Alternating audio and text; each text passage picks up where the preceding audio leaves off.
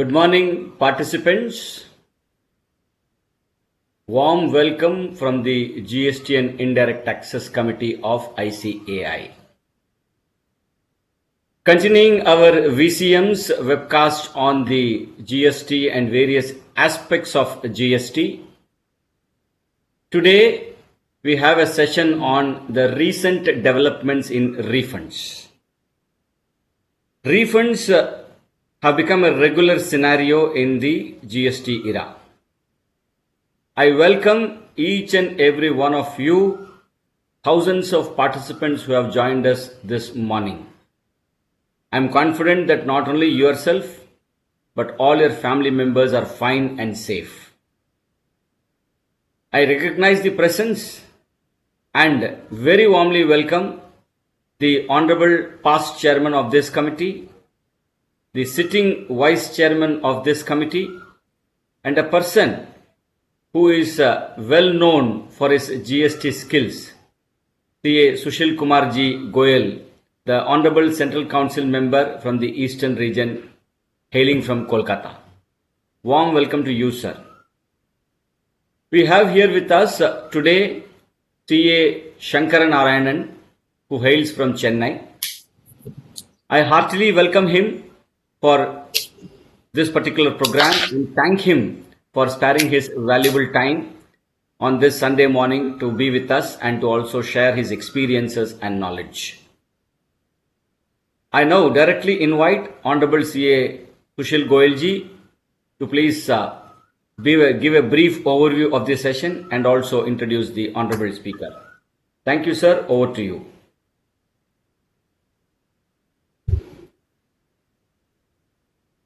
Thank you, Chairman, sir, for organizing this wonderful program. Thank you, Shankar Narayan, sir, who is faculty today. Indeed, this program is designed to take care of the recent amendments and the issues in refund in GST.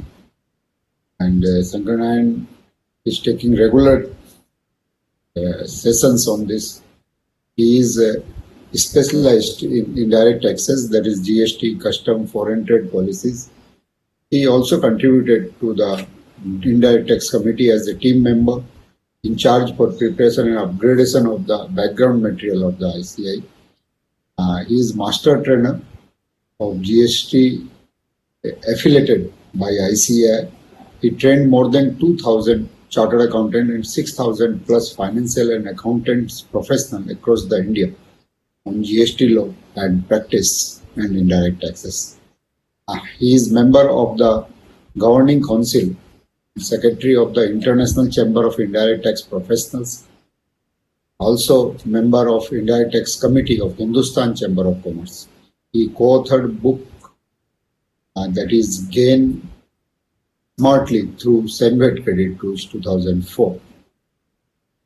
He has spoken on number of platforms including NASEN, Regional Trading Institute of CAG, Institute of Company Secretary, Institute of Cost Accountant, and of course in the Institute of Chartered Accountant. He is here. He is founder partner in GPVS and Associates at Chennai based and heading the indirect tax compliance and advisory and litigation vertical of that firm. Thank you, Shankar Narayan sir. With these words, we welcome you. And as I introduced in the beginning, that today's topic is the refund, where people are facing difficulties day in, day out, basically getting money back from the government. Refund is something, is not that you are gaining something from the government. It is basically your money which is lying with the government, you are just asking it back. That is the refund. If this attitude is adopted by the departmental officer, it will definitely smoothen up the process. So many things has been changed in the recent past in the GST refund process that you are going to take up. Thank you very much for being here. Thank you, Chairman sir, for the opportunity. Thank you, Honorable Vice Chairman, sir. Over to you, V. Shankar Narayanan, sir, for a scintillating session on refunds. Thank you, sir. Chairman of IDTC the Committee of Indirect Taxes and GST and the Vice Chairman and the other members who are present in the meeting. Good morning. And on a Sunday, yes, we have met with the purpose being refunds. The recent developments and issue in refunds, as the Vice Chairman sir just now said, it is our money that is lying with the department is what the assessees think, and that is the way in which if the department officers also start thinking, yes, the refund process will get smoothened, and there are some glitches as well as some developments in the past, I would say 6 to 9 months, which are noteworthy. Hence, this session we are going to focus on those recent developments and the issues that are still continuing. There are certain issues which have been addressed, and there are still certain issues which are to be addressed. So we'll also be looking at those, plus some legal developments as well is going to be the agenda for the session today. With that in perspective, let's look at the different types of refunds that are possible in the GST regime. We know, and anybody who has logged into the website will be able to know that there are 12 types of refund applications that are there. But broadly speaking, are we really looking at 12 types of refund applications, or we are looking only at a smaller quantum of types of refunds? So broadly, if I have to reduce it, the 12 types of refund applications though are only from a procedural angle. What we are trying to get as refund from the government is only categorizable in 3 major categories. One is the input tax credit, the ITC which I have availed, which is lying in my credit ledger because it is eligible for me. It doesn't suffer from any ineligibility. It satisfies all the conditions under section 16. Then I become entitled to take that ITC. That is the ITC which is lying in my electronic credit ledger, which I am trying to get as refund from the department, is one scenario. The second scenario is the tax that I have paid to the department. That tax which I have paid to the department, I am trying to seek it as a refund from the department. And the third one is the easiest one, which you will be able to see in your screen at this moment: cash ledger. Any refund of excess balance in the electronic cash ledger. There are 2 possible scenarios under which this electronic cash ledger excess balance would arise. Now, before the introduction of PMT09, that is in the mid of 2019, prior to that, I believe all of the, most of us who are attending this session would have gone through this pain of where instead of paying CGST and SGST, by mistake we paid CGST and IGST, or the other way around, or the tax has been remitted under the head interest rather than paying it under tax. Any which combination in which the challan can be wrongly filled. If it is filled, the cash ledger will get populated under that head only. That major head and minor head will only get populated, and we will not be able to utilize it for any other purpose. So what we had to do at the time was we had to apply for a refund of that, and at the same time we had to make a payment for the correct head so that we can utilize it for our monthly return purposes. So this has been largely done away by introduction of PMT09, by which the luxury that we have is that under any head of the tax, the major or minor head, if there is a cash balance, it can be moved to any other head. That facility has been given, which has largely reduced the cash ledger related refund being erroneously paid, and seeking refund has, I would say, almost gone. But then why still the cash ledger based refund is prevalent, and what are those scenarios where it is applicable? The primary scenario being supply to a government department who are liable to do TDS under section 51 of the CGST Act. Now let us take our own example. We are doing a bank audit. It is a public sector undertaking. The bank audit is done in April. We give the invoice in April. We raise the invoice in April. We report it in April. But the bank accounts it in, let's say, May, or in sometimes if they account it in June. And in the month of June, they do the TDS. I'm talking only about the TDS under section 51 of the CGST Act. If they do a TDS in the month of May or June, it will get reflected in their GSTR 7. The 2% TDS which they do on us will get reflected in their GSTR 7 of May or June. So this results in a timing difference. We would have reported our turnover in April and we have to pay the tax. But since the bank has not accounted it, neither has it given the TDS credit to us, meaning the TDS that is remitted by them against our GST number in their GSTR 7 is supposed to come and appear in our cash ledger, which we are supposed to accept and take it as part of the cash ledger.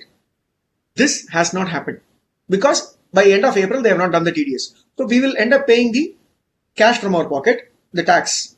And then next month, what will happen is this TDS will come into our cash ledger. Now, if we have a cash liability in the following months, it becomes easier so that this cash ledger balance can be used for any tax payment. Not necessary that it should be used only for that invoices payment. It can be used for any other payment because the moment you accept the TDS, it becomes part of your cash ledger balance. But if in the following months you do not have enough billing to warrant the utilization of balance in the cash ledger, then what do? The amount that is lying in my cash ledger is entitled to be claimed as refund. It is merely an excess balance in my electronic cash ledger. It need not be because of wrong payment. It need not, any reason need not be adduced, because in all essence, the balance remaining in my cash ledger is my balance, my money. It is like a current account with the government. So the money that is lying there can be taken from the cash ledger as refund. It is not a tax. The money that is lying in the cash ledger balance is not a tax. It is still not taking the color of a tax unless I offset it and make it as a payment either through my monthly returns or through my DRC 03 procedures. I make it as a tax, then only it goes to the government. If I do not convert it as a tax, removing it from the cash ledger, it is still my cash balance which is withdrawable by way of applying for this excess balance in electronic cash ledger, a common refund procedure. After PMT 09, this is the only reason or main reason I would say cash ledger refunds are being sought. And the issue that has been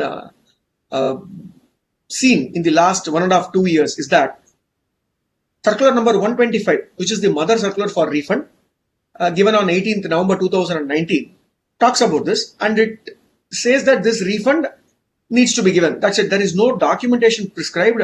There is no attachment that needs to be given. Nothing of that sort is mentioned in the circular.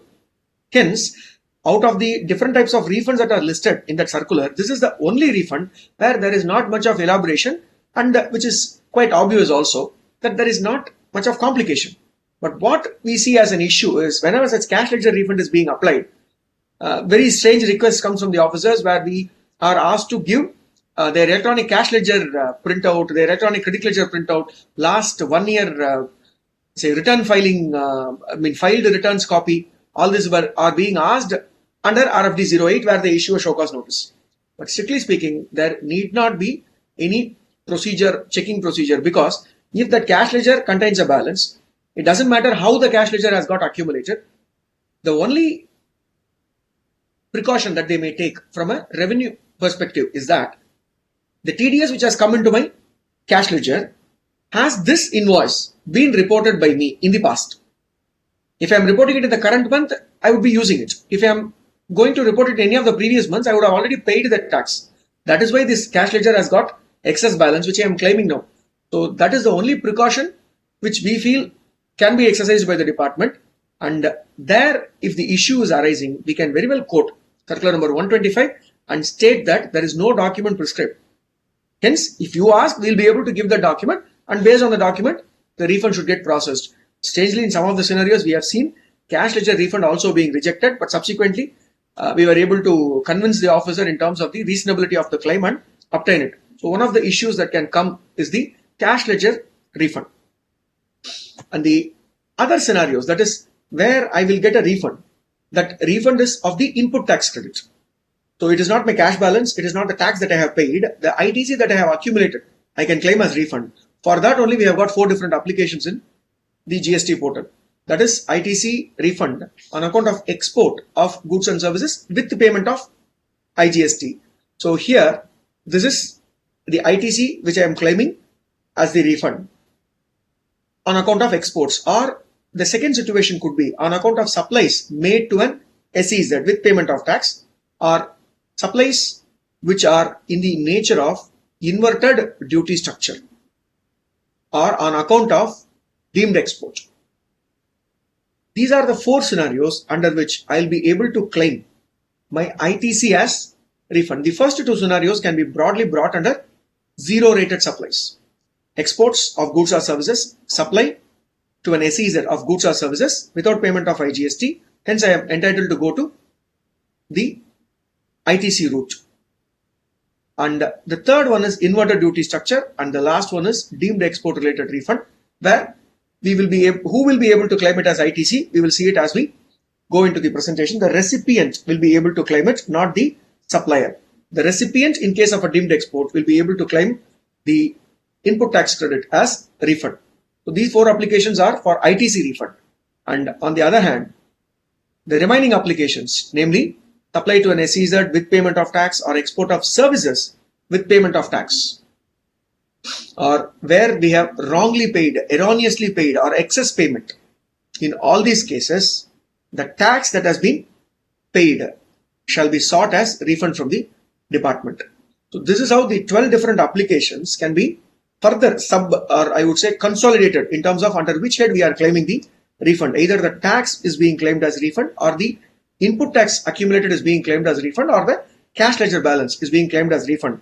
And obviously, we will always have any other scenario where it is not able to be fit within any one of the above list, but still there is eligibility for me to claim refund. Then we can bring it under any other refund, or in the scenarios which are listed in the GST law itself by way of any assessment or provisional assessment, or when we are winning an appeal. In those scenarios, we become entitled for refund. That is also a separate application which we may have to apply. But the uniqueness about this any other refund or the order based refund is that these could relate to an ITC or a tax. It could be even interest or penalty if it is wrongly collected from us. So it could be anything. So this is how the refund applications can be understood. The procedure is now being connected to the law, because most of us read the law and then go to the procedures. But some of the people who see the law are not the ones who see the law. They first see the portal and they say, if the portal is allowing, why can't I do that? Still people are asking, if interest is not asked by the portal, why pay interest? Now that is how the interpretation is. It is not the portal which dictates the law. Section 50 subsection 1 interest is not to be computed automatically by the system. Late fees is computed, but even that need not be computed by the system automatically. Since late fees is being computed, there is an expectation from the taxpayer side that even the interest should get computed, and if it doesn't get computed, now my chartered accountant is unnecessarily asking me to pay interest, is the common thing that we hear. Hence, what we need to have as a guiding factor is that go by the law. The portal is only an enabler to achieve the objective of the law, and portal cannot dictate what is not in the law. And now when we want to focus on the issues relating to refund, before that I want to just, though it might be rudimentary, want to introduce the zero rated supply activities as such, and then maybe develop from there the issues that are seen in the refund related area. One is the zero rated supply definition under 16 subsection 1 is clear, and it is settled that 1, any export of goods or services is considered as zero rated supply, and any supply of goods or services to a special economic zone or a developer of a special economic zone is considered to be a zero rated supply. So these two are pretty clear. Now here, before we dwell deeper into the export of goods and services area, I just want to highlight the issue that is lurking in terms of the supply to SEZ. Now when we are supplying to a special economic zone, the issue or the main problem is that the sheer fact that we have supplied to an SEZ needs to be acknowledged by the SEZ. Not just the SEZ officer in charge has to acknowledge the fact that the goods or services has been supplied to them for the authorized operations. Now, where is this requirement? Rule 89 has this requirement. So as per that, there are two scenarios or two issues that we are seeing currently. One, all the supplies are made to SEZ, the company or the assessee intends to go for a refund. Situation 1. Supplies are made to SEZ, the company doesn't intend to go for a refund. Situation 2. In situation 1 only, where people are applying for a refund for the supplies that they have made to SEZ, they are fighting tooth and nails to get the acknowledgement in their invoice from the SEZ concerned officer. But in the second case, where they know that they are not expecting a refund application to be made, they will be able to use that excess ITC accumulated on account of this SEZ supply for other purposes. They don't bother or they don't take care in getting the acknowledgement from the SEZ officer. Now, the second scenario is a bigger problem. Why it is a bigger problem? Because if they are not getting an acknowledgement from the SEZ, in effect, it is not treated to be a supply to an SEZ. What is the proof that we have supplied to an SEZ? We have billed an SEZ, no doubt. We have reported it against them in GSTR 1, which goes in there 2A and 2B. That is the only proof that we have. We do not have anything to prove that it has actually been received by them. The goods or services have actually been received by them. At least in case of a goods, we can try to have a physical evidence, but in case of services, it is absolutely not possible unless the officer acknowledges.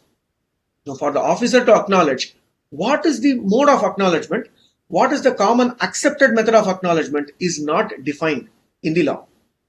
So some of the applications or some of the acknowledgements that we have got by way of a sign and seal of the officer is being accepted. In some of the cases, that is being rejected. In some of the cases, they say all the SEZs must upload their purchases from domestic tariff area into a government website, which is dedicated only for the special economic zones. And some of the officers have insisted that that uploaded copy with the digital signature should be downloaded as a PDF and that should be submitted.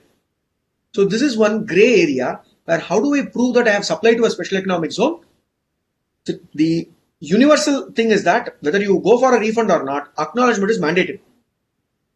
If you go for a refund, acknowledgement is mandatory at the time of submission to the officer. If you do not go for a refund, still the acknowledged invoice is to be with you. But what is the mode of acknowledgement which is accepted or which is streamlined and spelt out by the department? There is no such method. Hence, this gray area we may have to cover ourselves to have a practice of checking with the assessee in terms of what is the best he can do in getting the acknowledgement, and that acknowledgement is what we have to see as a proof and convince ourselves that it is actually an acknowledgement. Else, we will go into the opposite direction. That is, if you are taken an LUT and made a supply to an SEZ, we wouldn't have even thought about a tax liability. But tomorrow, if the acknowledgement is not there, department can always come back and say it is not a supply to a SEZ. No, it is like any other supply. It is not a zero rated supply. The moment it is considered not as a zero rated supply, we are liable to pay GST on it.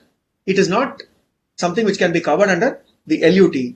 That tax liability plus interest, and if the officer is very serious, it can even lead to a penalty. That is what we are looking at from a SEZ invoice perspective as an issue in the zero rated supply. Now we'll shift our focus to the export of goods and services related issues that one can encounter. In case of export of goods, as the definition stands today, there is no expectation of foreign exchange realization. The export of goods definition as per the IGST Act simply says that it is taking of goods out of India to a place outside India. So it is from India, it should travel to outside India to a place outside India. That is what is expected, which is the customs expectation also in terms of export of goods. So realization of convertible foreign exchange for an export transaction was not there in GST, but this was inserted. This was inserted in March 2020. The reason I'm taking a little older amendment is because this rule was inserted from March 2020. Post that, next 3 or 4 months, there was a corona outbreak, and many of us wouldn't have paid much attention to the refund applications because lockdown and other stuff were going on. And after that, we had our own deadlines to comply in terms of annual returns. Maybe if you are thinking about refund now, that is where I think that is very relevant.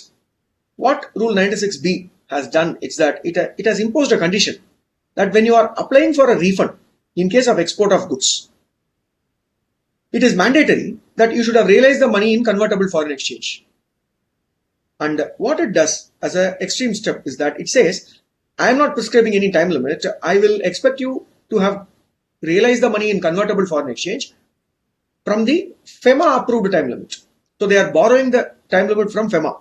In FEMA, the RBI Master Circular 2016 Jan, which has been subsequently amended, states that in case of a sale, which is in the nature of an export, we are sending it outside India, we are supposed to collect the money in convertible foreign exchange within 9 months. Within 9 months from the date of the invoice. So that is the time limit that is given to us. If it is going to be in the nature of stock transfer to outside India, branch transfer, and then there is a sale, the 9 months becomes 15 months. So that is the time limit contemplated under FEMA. But this time limit now becomes critical. If you are not collecting the money within this time, they are not saying that we will not give you refund. If you apply before this also, they will give you the refund. For example, I have done an export in March 2021. Today I apply for a refund for March 2021. They have to process the application because realization of convertible foreign exchange is not a precondition for granting this export of goods. It is only that I am expected to realize. But if I do not realize the money within 9 months from March 2021, that is by December end, I am not able to realize this money in convertible foreign exchange, then whatever refund that has been given to me can be recovered from me by the department with interest. And this is not just a limitation for goods related exports refund from a person who is claiming under ITC refund. It is also a restriction for a person who is exporting with the payment of IGST. So not just for ITC claiming person, the GST officer, a person who is getting the refund directly from the customs on account of IGST paid when the goods are exported, for both of them this condition is applicable. Now this condition's seriousness is what I wanted to highlight. It has been inserted as an amendment to section 16 subsection 3 proviso in the Finance Act of 2021, which is already the Gazette notification has come in terms of finance bill being converted into the Finance Act. So it is only a matter of time before which this provision is notified to be applicable from a particular date. Hence, this 96B is now integrated in the law itself. And further, if we have to understand what is the expectation with respect to the current scenario of export of goods and a person who is looking at export of goods, what is it that he need to look at from an exchange, foreign exchange collection perspective, whether you are seeking refund or not. If you are seeking refund, Forex realization is mandatory under Rule 96B.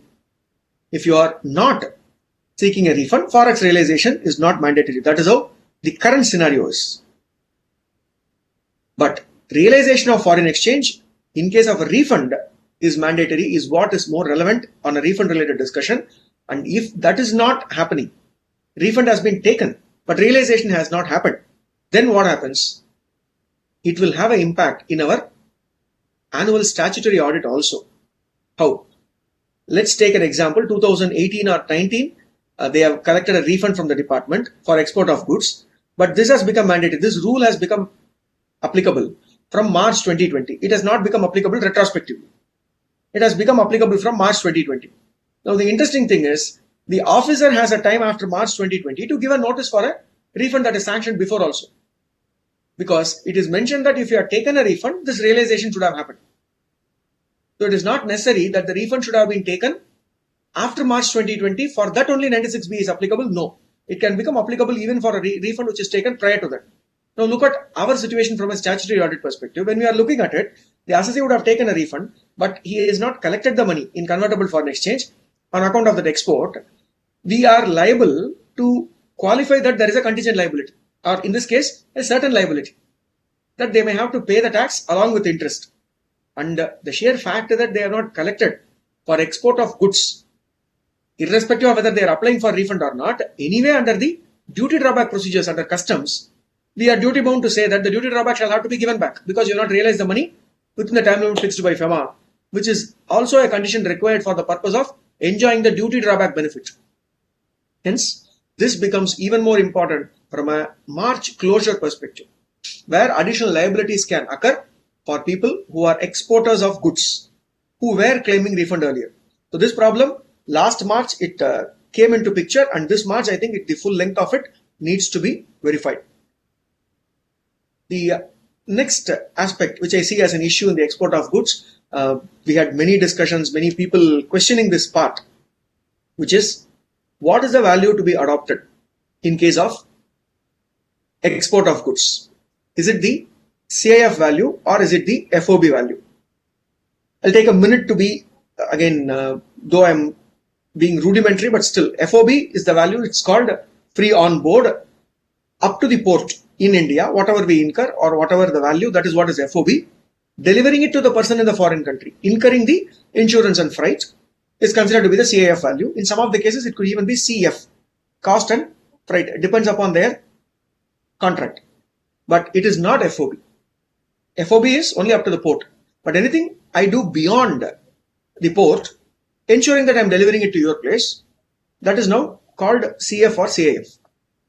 The problem is the customs law majorly recognizes only the FOB value. In the shipping bill, we'll be able to see the FOB value.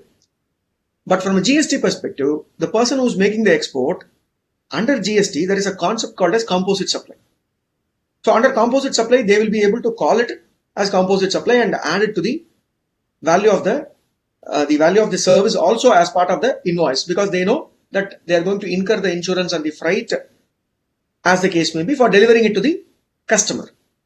So that will also be added. For example, $10,000 is their invoice price plus $2,000 for this insurance and freight, $12,000. The equivalent amount will be reported in GST as taxable value for the purpose of zero rated supply. But in the shipping bill, FOB value will be there, and the eternal confusion or the inconclusiveness happens with the officer. Should I take the FOB value or should I take the CAF value? Because the customs very well recognizes the fact that anything that is incurred beyond the borders, I will not give you any benefit. For example, customs duty drawback is given only on the FOB value. So they're not going to give it on the CAF value. So here the officer is caught between FOB value and CAF value, which has created issues in terms of the amount that is being processed and given as refund. There, the only contention that we can have to minimize the impact of this issue, I'm not saying that this issue can be wished away. Unless there is a clarification from the department, it is not going to go off. But the only way in which the damage can be reduced, which is very logical, is that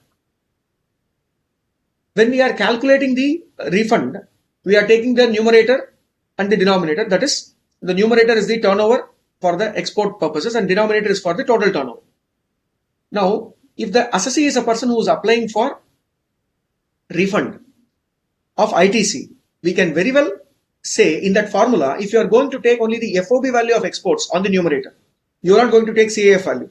I am saying $12,000, but the department is saying, no, I will take only $10,000 in the numerator because that is what is your FOB value of exports. Fine. But in the denominator, don't take 12,000, take only 10,000. That's it. Because if you take 12,000 in the denominator, we have a problem, because I am saying 12,000 is the export value, which you would not take on the numerator. Then don't take it in the denominator also. But that is where some of us were not able to convince the officers, or some officers wouldn't get convinced, which resulted in 10,000 being on the numerator and 12,000 on the denominator. So even if I had done 100% export, I will not get 100% refund. To the extent of the insurance and freight value, which I am treating as composite supply for the purpose of GST, I wouldn't get refund. So the only way forward is the numerator and denominator shall have the same value, is the logical explanation which we can seek with the officer. If that is not accepted by the officer, we do not have any other option but to seek remedy at a higher forum. But department again can clarify this point, which will be of a greater utility for people who are seeking refund, especially on goods front, whether it is CAF value or the FOB value, which will be considered or which is to be considered by the department while dispensing the refund applications. Now, the other interesting thing here is whenever a person is exporting with payment of IGST. Now, the person is exporting with payment of IGST, by default, the refund is being given on the invoice value. There again, the CAF value or FOB value question arises in some of the cases. Because if they give it on the CAF value, department is saying, that is the customs is apprehensive that why should I give it on CAF value? Why not I give it on FOB? So this is a major problem for a person who is doing export with the payment of IGST and the terms being CAF. With payment of IGST, terms being FOB, will not see this problem. And when it comes to ITC claiming person, CAF and FOB value can be reasoned with the officer with respect to the logical conclusion that numerator and denominator shall have the same value, is what would be the possible way out of this issue as it is today. And the services related issue, which I would say partly has come because of a reasoned judgment. When I say reasoned in GST, it is always assumed that even as recent as yesterday can figure in our presentation. So this is something which you have been used to. And it's going to be 4 years. In a matter of 10 days, GST will be a 4-year-old and moving into the 5th year. Still, this kind of dynamic changes are happening in GST. The export of services, we all know 2 subsection 6 of the IGST Act defines it. It lays down the 5 conditions cumulatively to be satisfied to be able to be called as an export of service. Now there, the supplier should be located in India, the recipient should be outside India, money should be realized in convertible foreign exchange, and we should not be merely establishment of the same distinct person. These 4 conditions are not my focus now. The key focus is on the place of supply. Now this place of supply should be outside India is the question. Now let me give a scenario and then we will further dwell on it. The scenario is that it is an intermediary service. Intermediary directly falling under section 13 subsection 8 clause B. Intermediary service, where the person intermediary is facilitating the supply of goods or facilitating the supply of service. The intermediary is sitting in India, and this intermediary who is sitting in India is organizing or coordinating the supply of goods or services for a person who is outside India. Now, my recipient is outside India. I am a supplier who is sitting in India. This condition is satisfied. But moment you look at 13 subsection 8 clause B of the IGST Act to find out what is the place of supply, it says where the supplier is located is the place of supply. So here I am sitting in India and coordinating with a person outside India for his supplies. So the place of supply falls in India. Though I may earn in foreign exchange the commission, I will still have to treat it as taxable supply, not just as zero rated supply, because it will not come under the export of service category. So this was one issue which was running from the introduction of GST. But in September 2019, I think representations were made and some amount of convincing happened, wherein in the IGST exemption notification for services, IGST exemption notification, I think 9/2017 for services, they brought in an amendment saying that whenever a person in India is rendering services outside, that is, he is rendering services which are in the nature of intermediary services, he is rendering those services to a person outside India, the both, that is the supplier as well as recipient of the transaction. That means the goods which he is facilitating, the supplier and the recipient, both of them are going to be outside India, and only the intermediary is in India, then it is exempted. Then they said the service is exempted. So still they have not said that it is going to be zero rated. They have said it is exempted, which means they reduce the burden of that Indian intermediary who is only connecting 2 people outside India. This Indian intermediary has been exempted from the rigors of paying tax. Because if you don't give that exemption, he becomes liable to pay GST even on his foreign exchange collection. But this was only a partial benefit. Now, when this was challenged in Dharmendra M. Johnny case, in the writ petition which they have filed in Bombay High Court, what had happened is on 10th June there was an order by one of the judges, and on 16th June there was another order by the other judge. And as it happened, both the judges have not come to an agreement. It is diametrically opposite view that they have taken. Now the matter is referred to the Chief Justice. So that is where we are currently with respect to place of supply. What one judge has opined the 10th June is that he has said that it is the 13 subsection 8 clause B is unconstitutional. It is wrong. It is against the basic reason why GST was brought in. Whereas the judge who has given his opinion on 16th June has said that it is well within the law and it is correct. Now this makes the things interesting and puts us in a spot. What is the spot that we are getting into is situation 1, when the supplier is in India and the recipient is outside India. In this case, what happens is that currently it is not zero rated because the place of supply will fall in India. But if it is held unconstitutional, the transaction will become zero rated and consequently it will become eligible for refund. Now, you said that currently it is not zero rated. I wouldn't have even availed ITC. Or if I availed ITC, I would have reversed that ITC. Because my output is, I have a liability to pay tax, I would have utilized it and paid the tax. Now, can I seek that as refund from the department? Yes. But this is if the outcome is going to be, if it is held as unconstitutional. But on the other hand, the supplier is outside India, the recipient is in India, again an intermediary services. I have an intermediary in US. He is selling my goods there, and for him I pay a commission. Now, in this case, currently it is not treated as an import of service because it will fall at a place, that is, the place of supply will fall at a place outside India, and it will not come within the definition of import of service. Import of service requires three conditions, where one of the conditions is place of supply should fall in India. It will go outside India. So, currently I am not paying GST on such commissions paid to a foreign agent. It is not an import of service. But if it is held unconstitutional, then what happens is, on one hand, I can look at refund, assuming that I am a person who is into that type of business, the intermediary in India. But look at all the other people in India who would have paid commission to a person outside India and wouldn't have paid reverse charge. Because they know that it is not a situation warranting reverse charge. But if it is held unconstitutional, the place of supply will now have to be calculated or computed as per 13 subsection 2, which will take it to the recipient's place. Immediately you will come to the case of import of services. We all should have paid reverse charge is what it will come out with. That will be the outcome. If that is what is coming as outcome, and as it stands today, section 74 notice can be given on all of us from 2017 July, stating that consequent to this order, it has been struck down, and since 13(8)(b) is struck down, you whatever you have paid as foreign commission has now become import of service. You are liable to pay GST under reverse charge. So this is the precarious situation that this case has brought us to. While from an intermediary who's in India, his perspective, if unconstitutional is upheld, he will be really happy, but all the other taxpayers who have paid foreign exchange commission to the person sitting outside India will now come under taxability of import of service. If it is the other way around, status quo will be maintained.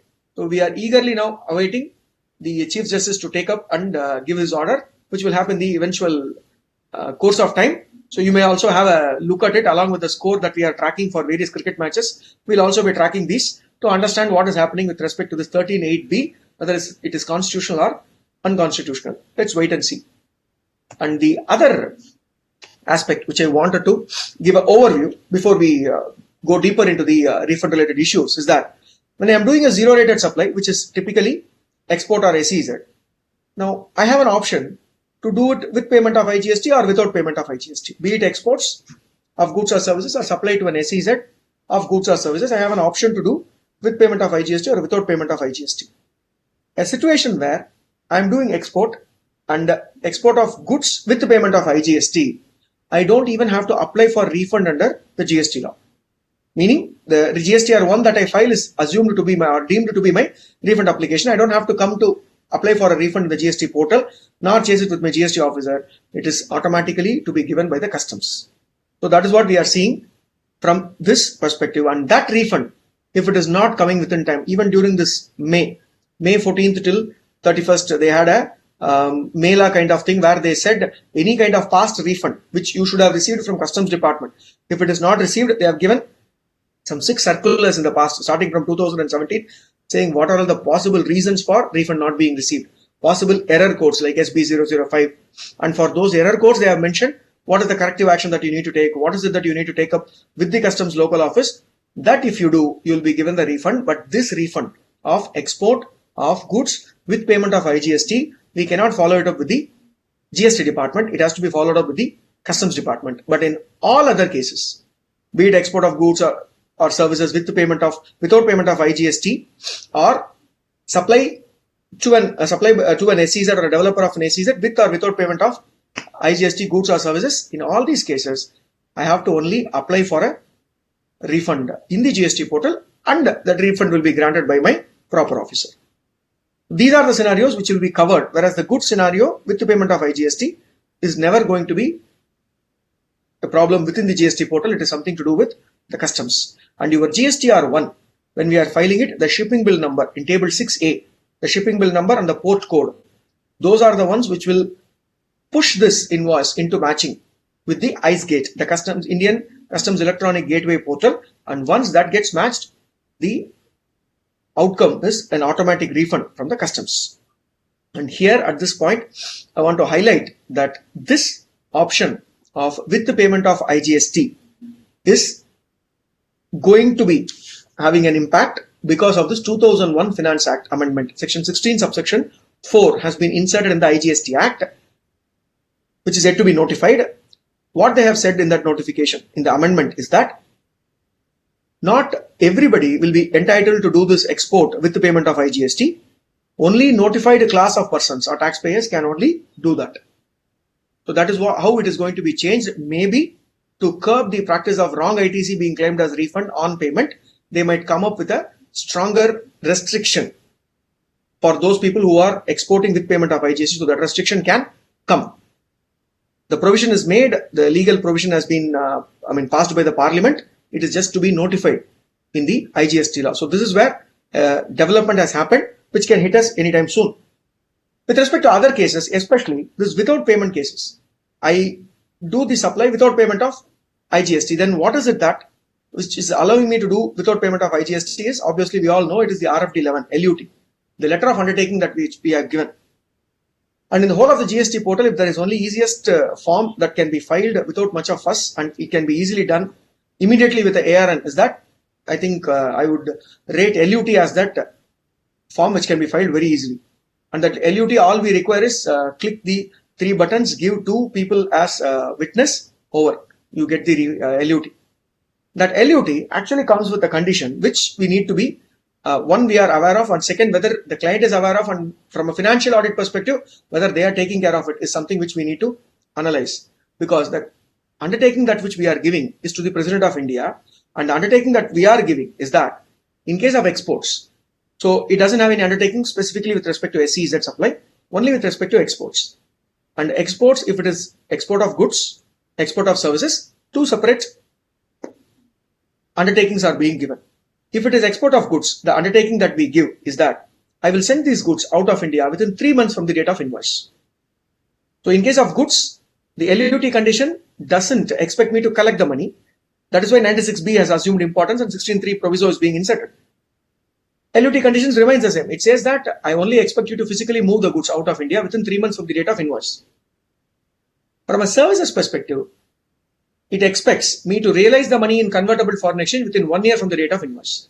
Realize the money in convertible foreign exchange within 1 year from the date of invoice. Wherever it is allowed by the Reserve Bank of India, it can be collected in INR also. But that should be within 1 year from the date of invoice. So what it is putting before me is that the goods related activities, I have to track and find out whether the goods have left India within 3 months. How do I track it? Export General Manifest, EGM, which is available in the ICAI portal. When you give this shipping bill number, we'll be able to get it. What I'll be able to do with that, we will be able to easily track down and find out when it has left India. Is it within 3 months or not? What if it has gone after 3 months, or it has not gone at all till today, maybe even after 3 months? That is where 96A, rule 96A comes into picture, which says that at the expiry of the respective period, if it is going to be export of goods, within 3 months it doesn't leave India, from the expiry of the 3 months period, within 15 days, the taxpayer is liable to pay the GST involved in this transaction, the IGST involved in this transaction, along with the interest at the rate of 18% for that period.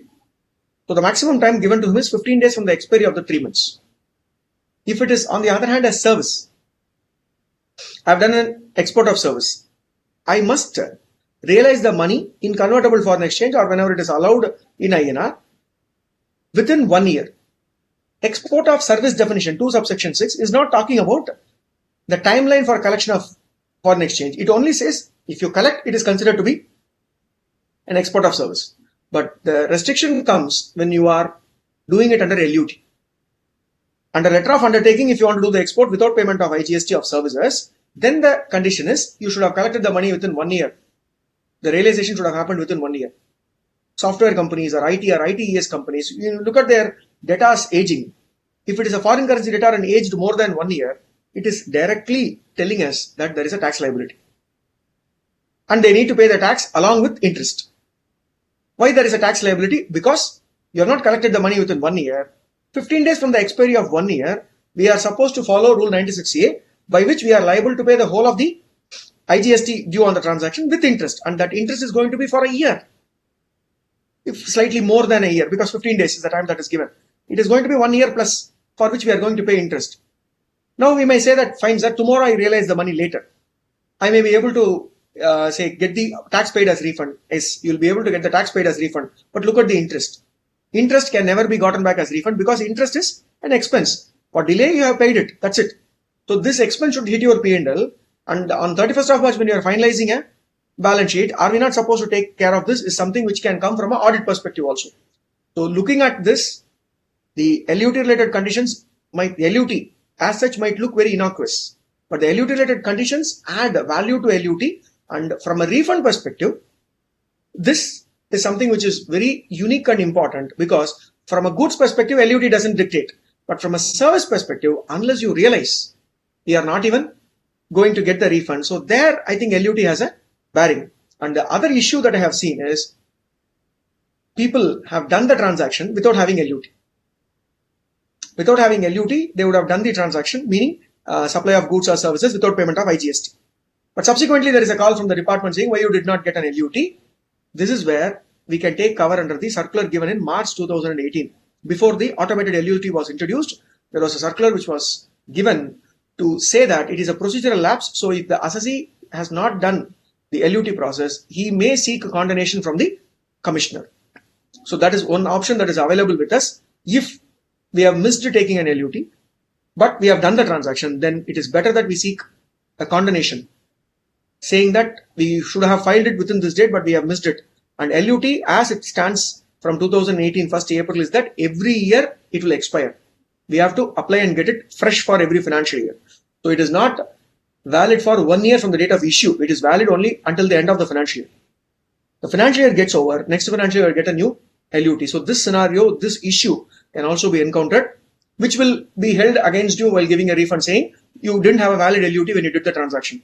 If you have a condonation letter, which you have requested the commissioner for giving a condonation, at least that will add that much more weightage. And read with the circular, the officer can easily be influenced to process the refund. Further, the other common area of contention, or the area where the disputes tend to happen, is a person who is claiming duty drawback or ROSL, the refund of state levies, as well as IGST refund. Is it mutually exclusive? Is it mandatory that a person who is claiming this cannot claim that, or vice versa? It is not so, and technically this problem has existed. There was a problem. The problem existed only from July 2017 to September 2017. How?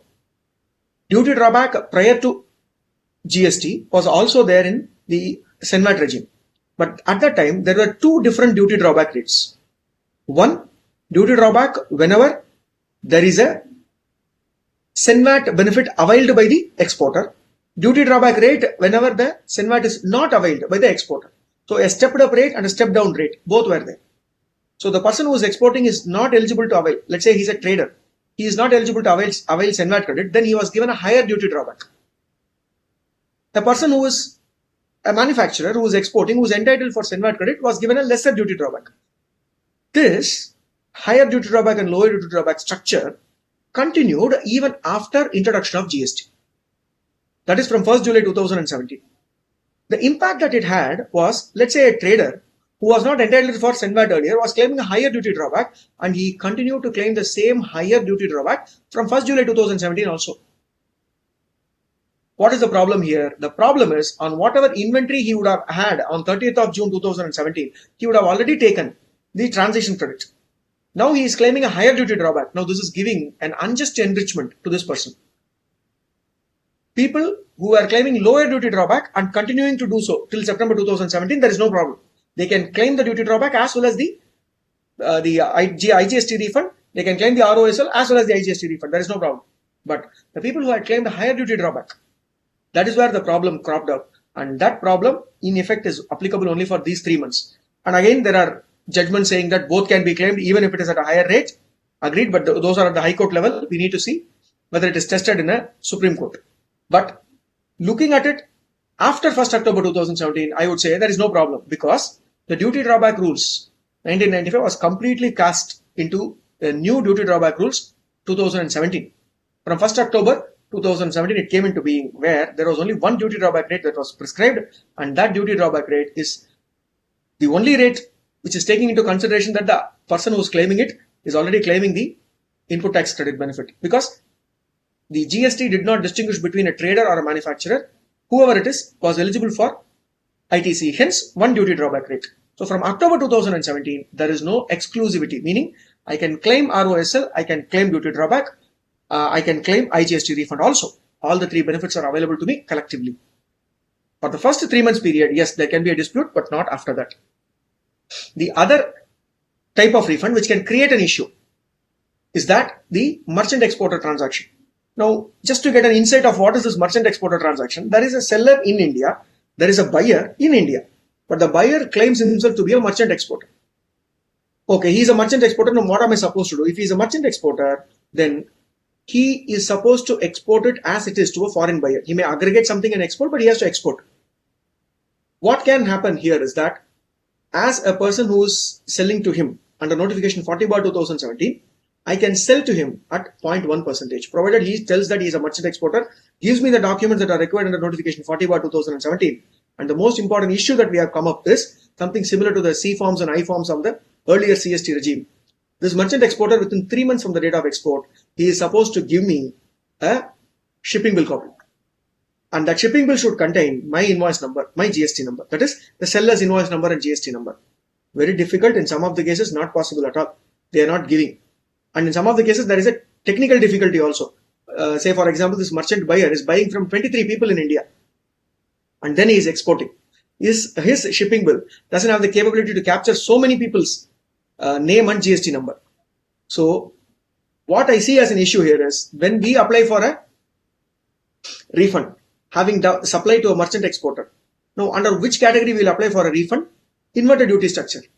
Because I have procured something at 18 or 28, but I am selling to the merchant exporter at 0.1%, and I am seeking refund on that. So it is obviously certainly not a zero-rated transaction, because what I am doing, the seller to the buyer selling to the foreign, the merchant exporter selling to the foreign buyer is zero-rated. But me in India, the seller selling to the buyer who is a merchant exporter, is entitled only for a refund under inverted duty structure. When I apply for that, this needs to be substantiated that it is a supply to a merchant exporter by supporting with a shipping bill.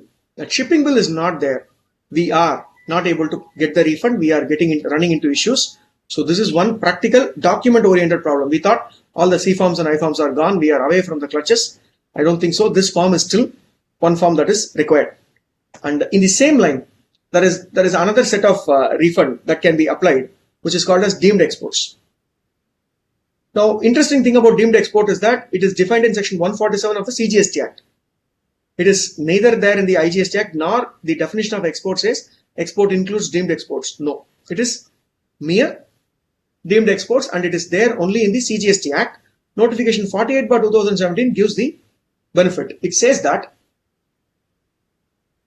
if you supply to an EOU or a person who is holding the advance authorization license or a EPCG license holder under the DGFT, or you are a bank and you supply gold to an advance authorization license holder. Only in these 4 scenarios, the transaction will be termed as deemed exports. 1. When the transaction is termed as deemed exports, what is the benefit that is there is that the benefit is only after you pay the tax, not before you pay the tax. So there is no LUT coverage for this transaction. We have to pay the tax. Who has to pay the tax? The supplier has to pay the tax.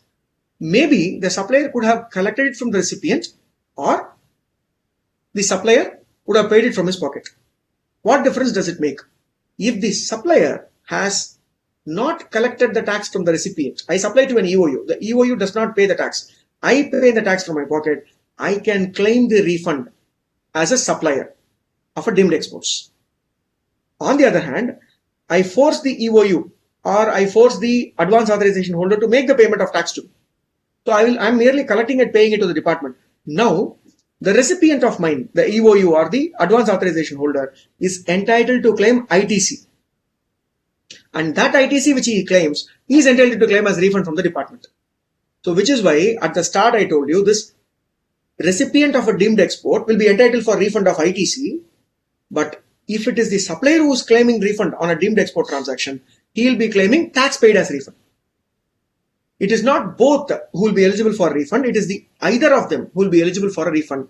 This is what is the unique thing and the issue surrounding deemed export, because till last, I think, couple of months back, we had a situation where the EOU was taking the ITC, and whenever they were applying for refund, they had a scenario, and then it was clarified by the circular that whenever they applied for a refund, the electronic credit ledger of theirs will get reduced to the extent of refund applied by them, because it is the ITC that they are seeking as refund. Some of the EOUs thought that we should not take ITC of it, but it is not so. They can take ITC of it, because when they make an application for refund, the application for refund will immediately reduce their electronic credit ledger balance. If they do not have an electronic credit ledger balance, how will it reduce? So when the recipient of a deemed export transaction is trying to apply for a refund, one, he should have already availed the ITC. Then only there will be enough credit ledger balance which can be reduced on account of this application being made. And the further process in respect of particularly an EOU supply is elucidated in circular number 14/2017, where they are supposed to issue a form A. That is, the EOU is supposed to issue a form A to me, which I am supposed to give it to my jurisdictional officer, and he should have given it to his jurisdictional officer, and the EOU should maintain the record for such purchases from me in their form B. Why all this is required? Because when we are applying for a refund on account of deemed exports supplied to an EOU, department is in some cases seeking the copies of these extracts. Form A they are anyway seeking. Form B, the record that is being maintained by them, they seek the records as well. And the other important thing is deemed exports and merchant export, what we have seen is only for goods. There is no service related benefit here. It is only for the purpose of goods that we get to see this two kinds of refunds coming into picture. Hence, the documentation forms the basis for proving that it has actually happened. And moving into the next part, the formula related issues. When I am claiming the tax paid as refund, there is lesser problem, because the tax which is quantified and paid is only being sought as refund. But when I am going under a refund under the category of ITC, there I am faced with a problem of calculating a formula. The formula result is not readily available for me as refund. The formula result is to be compared with others, and then I get a refund. Now this formula based refund, especially in case of zero rated supplies, 89.4 is the rule which deals with it. This 89.4 has its own set of issues or challenges in front of us, some of which has been clarified by the department recently. One, whenever we are looking at the export of goods or services related refund in case of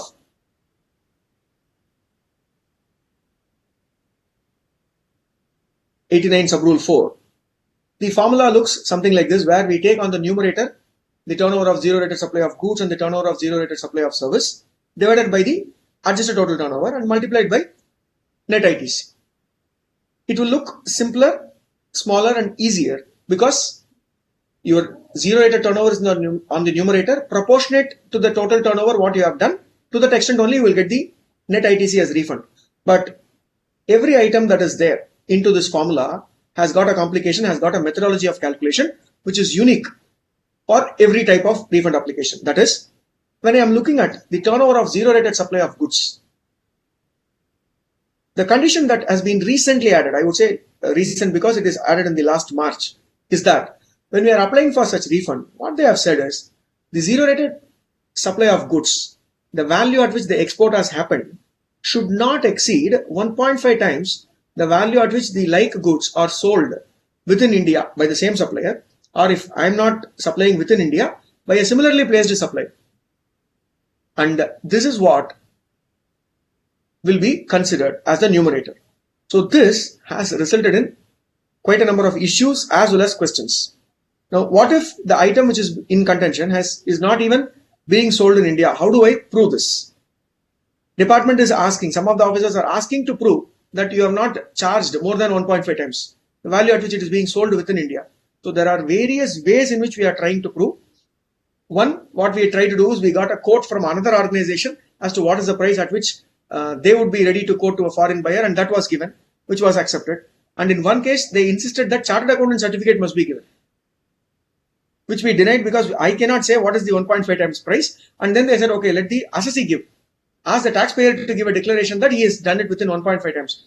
The sheer fact that I have applied for a refund after the amendment is made is meaning that I am aware of the fact that it is not exceeding 1.5 times. Still, they insisted on a 2-line declaration to be given in the letterhead, which we gave and we got it. but there is no procedure around it. There is no actual procedure given by the GST law so far. So whatever the department officer is asking, we are just trying to give so that we will be able to get the refund application processed. So this 1.5 times is one issue, and this 1.5 times is actually a real issue in case of specific industries. I'll give an example and then maybe we'll go into the numerics as well, which is clarified by a circular. Let's say I'm selling mangoes. Mangoes are very famous in Tamil Nadu. Krishnagiri is a place where a lot of mangoes grow. Now what I do is these mangoes have an international market. When I sell these mangoes within Tamil Nadu or within India, I sell it at 100 rupees per kg. But if I'm exporting it, I may sell it even at 600 rupees, depending upon the market and the way it is consumed in that country. So I have to quote a competitive price. For my example, let us assume I'm selling at 600 rupees. So it is much more. It is in fact 5 times more than the price at which I am selling within India. Now what I am being denied is some of the officers in my numerator took only 150 because they said you are selling it within India at 100. I cannot exceed 1.5 times. I will take in the numerator 150. That is the turnover of zero rated supply of goods. But in the denominator, for the adjusted total turnover, they want to take 600. Now this means that I will, though I have done export, though I have collected the money in convertible foreign exchange, I am being denied the ITC refund because I will get only proportion of my ITC refund. 150 by 600 is what I will get. This was represented repeatedly to the GST Council, and which prompted them to give this circular and the calculation as well. Circular number 147, which was given now. It was not 2019, certainly. It was given in 2021 only. What they had given in that circular is that they have said the methodology to calculate. And here the common sense has prevailed, which is why earlier in CAF versus FOB also I told you the common sense of numerator and denominator can be insisted because they themselves have clarified in a different scenario. But the common sense of numerator and denominator cannot be different. That is, when I am selling within India, 200 rupees an item per unit. When I am exporting, I am selling it for 350 rupees. 5 and 5 units. So my total turnover is 2750. But for the purpose of refund, they cannot take anything more than 1.5 times. So they do not take 350 as my export price. They take only 300. So 300 into 5 is 1500. Now my total turnover that they are supposed to consider is 2500. But earlier, the officers were considering 2750 and I was being given a lesser refund. This had happened from April 2020 because this amendment itself came only in March 2020. So this problem has now been addressed by a circular. But here, the circular's logic is what I wanted to again compare with CAF and FOB situation, where we can say, see, when the numerator contains only 1500, the denominator cannot contain 1750. The denominator also should be 1000 plus 1500, which is 2500 only. Then the refund amount will get augmented to that extent. The damage because of this denominator being higher will get eliminated from a formula perspective. The people who are trying to think that what is he talking about numerator and denominator, very simple mathematics. I am not a mathematician myself. So hence don't get me wrong here. In a formula, if we do this, we will be able to get a better refund is the reason why I had to use this technical term numerator and denominator and all. Now when it comes to services is another major issue where we have to be doubly careful, and from a logic perspective, and sometimes it is very baffling also. What is it that? For export of service, the formula remains the same, where the turnover of goods plus turnover of zero rated turnover of services divided by adjusted total turnover into net ITC. But what is turnover of zero rated supply of services is what is more baffling. It says turnover of zero rated of supply of services is all the aggregate of payments that you have received during this period. The period for which we are applying for refund, it is not the invoicing during the period, it is the money that is received during the period that should be taken, and to that we are supposed to add the zero rated supplies for which payment had been received in advance, but for which the invoice has been raised during the period. One, the payment received during the period, plus payment is already received in some other period, but invoice is being raised only in this period because payment had come in advance. Then take those invoice values and add and reduce from it. Reduce from it out of the payment that is received during the month, whatever is not received as a payment for an invoice, but received as an advance. This is what is our turnover of zero rated supply of services. So this cannot be obtained from GSTR 1 and 3B. So if I am going to file a refund application, we cannot say, give me your GSTR 1 and 3B, I'll find out and tell you what is your export turnover of services. Not possible at all. We have to go into their books of accounts, in fact, into their bank account to find out how to calculate the zero rated supply of services turnover for that period. And there, I've just got a numerical example. I'm not going to go into the detail. I've just given it there for us to make sense. The export of services as per my return is 5,000 because that is what is the zero rated services that I have done. Then local services of 10,000 I have done. The total turnover is 15,000 as per my return. GSTR 1 and 3B.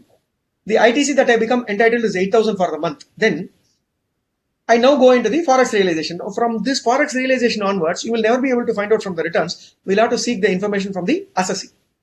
Forex realized is 7,500. Out of which 1,500 is received as advance. So that has to be cut. I have to take only 6,000. Now what is my value of zero rated supplies for the month is 6,000. And this I should add to the local turnover to make it as total turnover. So 16,000 is my denominator. And this is how I have to calculate my refund eligible, which will come to 3,000 rupees. How did I calculate? I grossly ignored the 1 and 3B figures. I went by the collection. And here it gets really complicated for service industries because ITC is availed in 1 month. Realization happens in the another month. You want to use the benefit of that ITC and realization together. You have to apply for that period. Meaning it could be an odd period of 7 months also. But for the 7 months period, you have to apply. Then only the ITC will also come into contention. The realization will also come into contention. If you apply in silos, then what happens? In one period, ITC will be there. There won't be any realization. In one period, the realization will be there. There won't be any ITC. Or there won't be adequate ITC to claim it as refund. Hence, clubbing these through and applying it as one application makes sense. And later on, we will see that after the Pitambara publication judgment by the Delhi High Court, circular has been given to amend the circular number 125 to state that I can even apply for refund cutting across financial years. There is no such thing called I have to apply only for 1 year at a time maximum. No such restriction. Hence, that has actually, I would say, benefited the service-related industries. But still, a cyclical refund where both can be accommodated.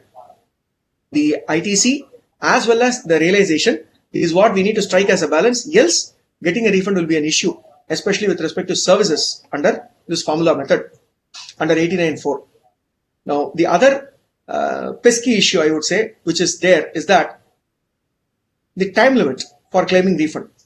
The time limit for claiming refund, it is mentioned that it is in explanation 2, section 54, explanation 2.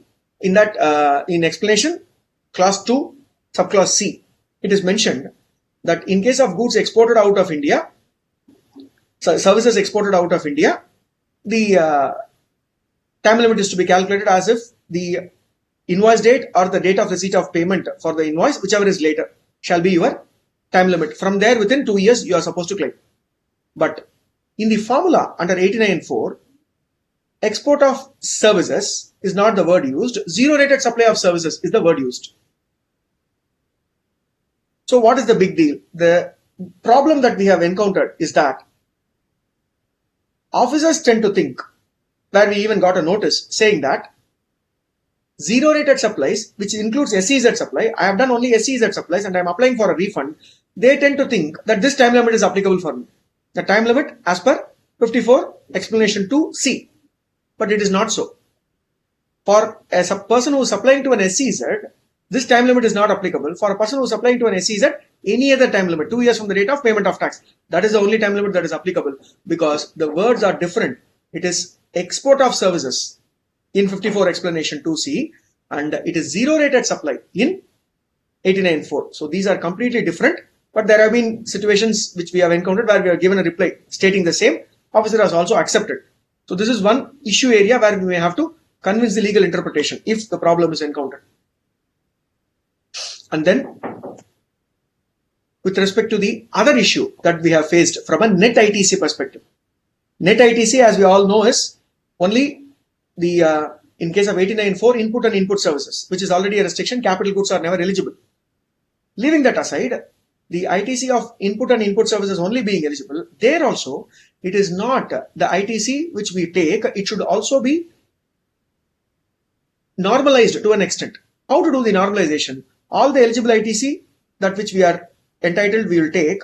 After reducing the ineligible or blocked ITC or ITC pertaining to capital goods, we will remove. And then we are supposed to do one more thing. That normalization is ITC which is pertaining to my exempted turnover, the common ITC related turnover. That needs to be reversed. And then what is remaining is only my net ITC. But people who are having both exempted turnover as well as taxable turnover in their books do not do it on a monthly basis. Either at the time of audit they do or at the end of the financial year they do, which is wrong because Rule 42 expects us to do it on a monthly basis. Why? Because if you are applying for a refund on a particular month where you have not done this reversal, then your ITC is overstated. Because Rule 42 is talking about input and input services related ITC, and that is what we are going to get as refund. Net ITC is that only for the purpose of refund. There, if the common ITC is not reversed, we are actually standing to gain more, which we are not entitled to. So this refund application when we are making, this common ITC related reversal as per Rule 42 sub Rule 1 shall have to be carried out. Then only the net ITC shall be taken. It's a precaution. But recent development, that what we are seeing is that those taxpayers who are selling their MEIS license or SEIS licenses, the merchandise export from India scheme licenses given under DGFT, the foreign trade policy, or the SEIS, in pursuant to the foreign trade policy by the DGFT, these licenses are taken. These licenses can be either utilized by them while they are doing an import or they can sell it, which is transferable. Most of the cases we see that it is being sold because if they do not have imports to acquire the benefit in customs, so they sell it. Now when they sell it, it becomes a exempted supply because these were taxable in the initial days of GST. From November 2017, these licenses which are being sold have become exempted. So this turnover of exempted MEIS license or SEIS license is exempted turnover, and to that extent ITC needs to be reversed. Now that is where the recent development is a little scary. I think after an order from the Rajasthan state, what has happened is that the common ITC reversal is not happening as per the T1, T2, T3, T4 contemplated in Rule 42. The officers are suggesting that for MEIS license and SEIS license which are being sold, your overall ITC is common ITC. They are not ready to accept overall ITC is specific to zero rated turnover. They are giving an argument saying, unless you had a zero rated, you would have never been eligible for MEIS or SEIS license. So I will take your overall ITC and to that I will multiply this exempted turnover divided by total turnover. If I segregate my ITC into specific to exempted activity, reverse it fully, specific to taxable activity, avail it fully, then only I will have common ITC. On the common ITC, if I multiply this factor of exempted turnover divided by total turnover, then the reversal will be lesser. But if I do it on the total ITC that is eligible for me, the reversal will be higher, which is being contemplated by the officers. And in Tamil Nadu, we have seen at least orders being passed, especially for MEIS and SEIS licenses. So this, I think, will have to emerge as a logic over a period of time, either out of the court or from the department. This will emerge as a problem. I mean, this has emerged as a problem area. The solution has to emerge from either the court or the CBIC. We'll have to wait and see. But sale of MEIS and SEIS licenses, recent development as a problem area in refund. And the refund formula related problem, luckily it got corrected in July 2020. Till that time we had this problem. The problem is that the moment we calculate the refund as per the formula, let's say 89.4, I'll get a formula result. Now that formula result is not my eligible refund. That has to be compared with the ITC that is standing to the credit of my electronic credit ledger at the end of the period for which I am applying for refund. And the third comparative is the ITC as of today. ITC balance in my electronic credit ledger as of today. It compares all the three and gives me whichever is lower as refund and allows that only to be taken. But unfortunately, till July 2020, what was happening in the portal was, it was doing this calculation headwise. If you do it headwise, meaning CGST, SGST, IGST, it fixes the amount based upon CGST, SGST and IGST. What had happened in one of our cases is that they had IGST balance outstanding at the end of the period in which they applied for refund, and today they had only CGST and SGST outstanding, IGST was not there. IGST balance is zero. So system simply said you are entitled for zero refund because IGST that day was some 1 crore was there. Today it is zero, whichever is lower, zero. CGST, that day is 0. Today is, let's say, X amount. Doesn't matter. 0 is the lowest. So it gave only 0 as a refund. We wrote to the GSTN as well as the principal commissioner, and subsequently I think it was corrected sometime in July, post which we resubmitted the application, and from there on we have seen that headwise it is not calculating this, whichever is lower. It is calculating on a total level only. So if you had applied for refund, or if you are refund earlier, see whether there is a possibility of seeking that refund now, because this issue has been resolved in the portal, which is a welcome development. The other issue with respect to inverted duty structure, 54 subsection 3 clause 2 talks about inverted duty structure, where my tax on the inputs is higher compared to the tax on my outward supplies. Where one predominant thing happened in 1st February 2019, the Finance Act of 20, the CGST Amendment Act of 2018 brought in this amendment, and it was notified as being applicable from 1st of February 2019. The notification made change to the time limit. The time limit is that from 1st February 2019 onwards, the time limit for applying for inverted duty structure was changed to 2 years from the end of the month in which the claim arises. Earlier, it was 2 years from the end of the financial year in which the claim arises. Now the question, again, by way of filing refund applications with the officers, with the assessee, is that, is this 2 years applicable for all the applications after 1st February 2019, or it is applicable for periods after 1st February 2019? I'll explain my question again. 2017-18, if I am applying now, they are saying no, 2017-18 means 2 years from the end of the financial year, because this amendment came into being only from 1st February 2019. Is their contention correct? Legally, I believe that is not the correct contention, because from 1st February 2019, this has become applicable, and any application that which we are making after 1st February 2019 shall have to follow the 2 years from the end of the month criteria only. Hence, 2 years from the end of the financial year is no more applicable from 1st February 2019. And those refund applications which are pending, because of this, the issue can be resolved in this manner and take a stand according to this 1st February 2019 post any applications. And when it comes to inverted duty structure formula, I'm not getting into the formula. The issue that we have is that net ITC for the purpose of inverted duty structure included input services also till September 2018. From 4th September 2018, amendment was done in the rules, Rule 89.5, retrospectively, to mean that it is not on input services, it is only on inputs. The net ITC is not the net ITC of input and input services as in the case of 89.4. It is only the ITC pertaining to inputs as contemplated in 89.5 separately. A definition was inserted. So this resulted in inverted duty structure refund either not even accruing to industries, or whoever had applied their refund application also not getting through, because this result substantially reduced their ITC. This was contended in various forums. We have got 2 judgments, and we are awaiting the Supreme Court's verdict on this. April 28th, 2021 is when this should have been heard, which has not happened. So we are awaiting what the order from the Supreme Court is going to be on this special leave petition. VKC Footsteps, Gujarat, had given 89.5 is against the assessee. Hence, they have ruled in favor of the assessee and said input services should be included. Whereas the Madras High Court judgment in case of Afghan's joint venture, what they have told is that it is well within the constitution, well within the right of the department to say that only inputs are eligible, and you cannot force them to have input services also. So we need to wait and see as to what the Supreme Court says, because based on that, the old refunds will get opened up.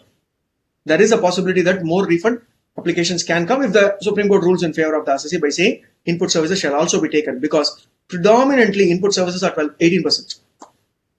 So whenever we talk about inverted duty structure, obviously my output is going to be lesser than 18. Moment an 18% adds to my input services, I will get a huge amount of input services related refund joining my refund application, which will give me a more benefit of refund, which is why we are eagerly awaiting the order by Supreme Court. So this is a development to look forward to.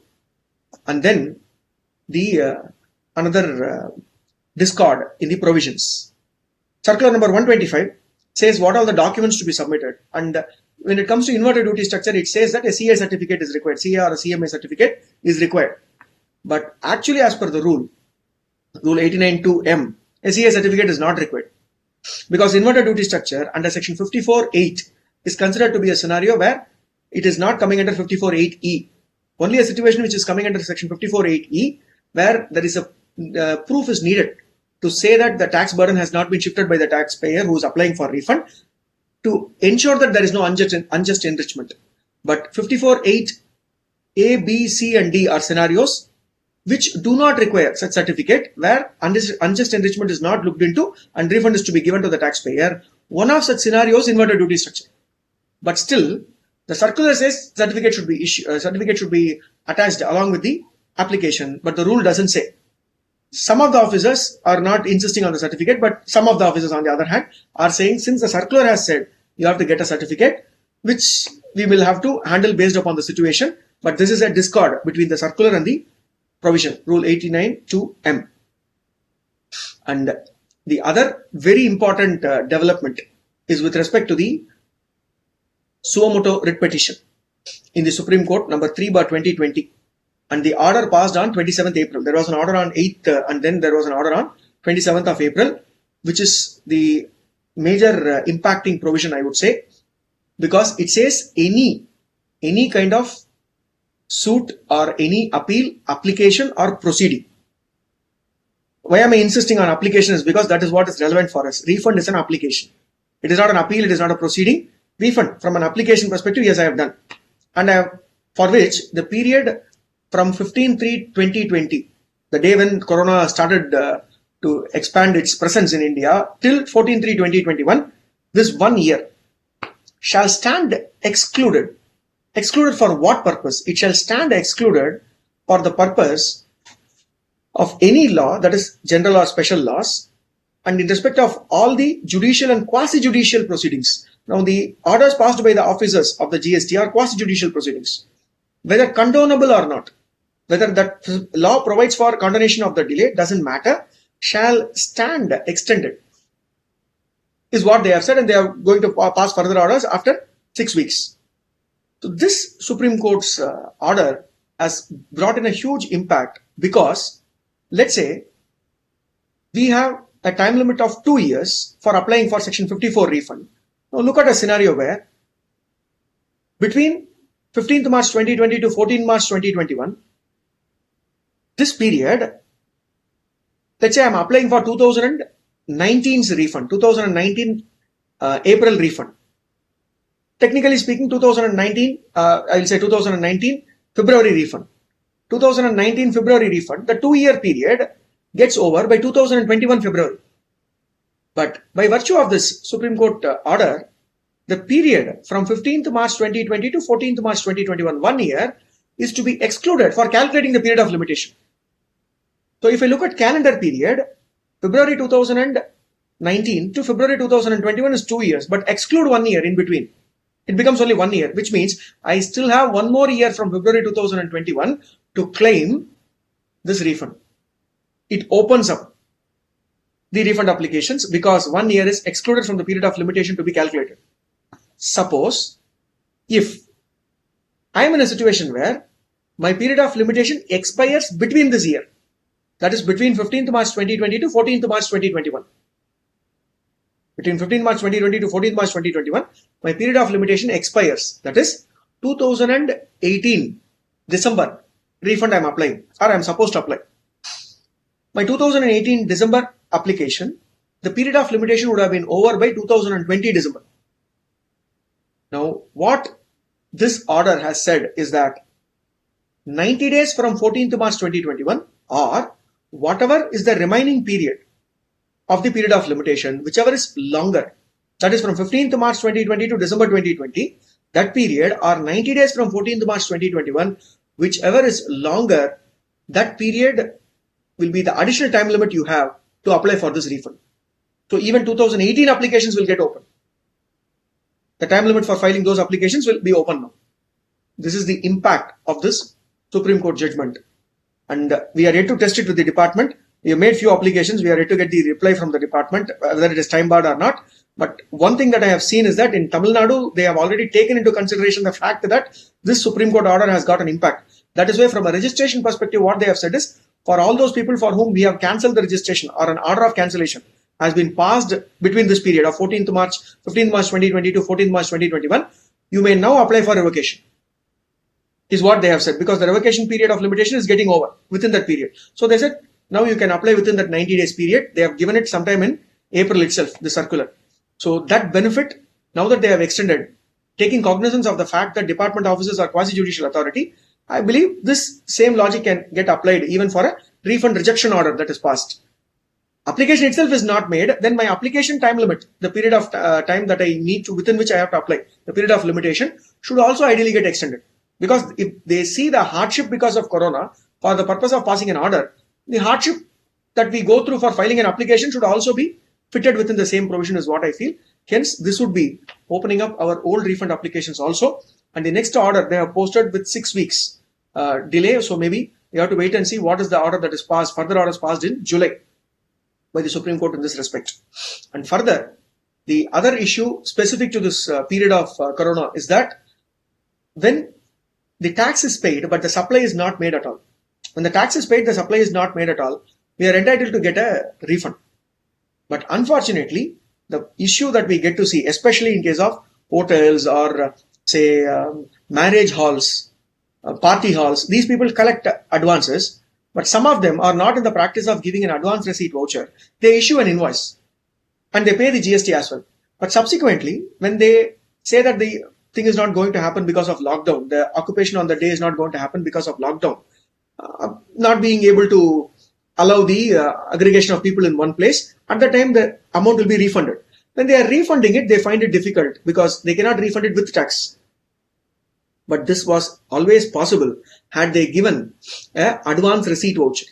Had they given an advance receipt voucher and paid a tax. Let's say January 2021, I have taken an advance for a marriage to take place in May 2021. But that marriage could not take place because of lockdown in my city. In May 2021, I can very well issue a refund voucher when I am giving the money back to them. A refund voucher is always a follow-up document to a receipt voucher. If there is no receipt voucher, there cannot be a refund voucher. For an invoice, a debit note or credit note is a follow-up document.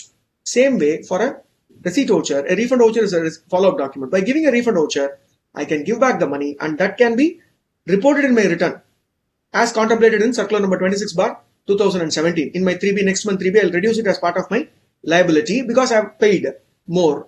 Simple. I don't even have to apply for refund to the department.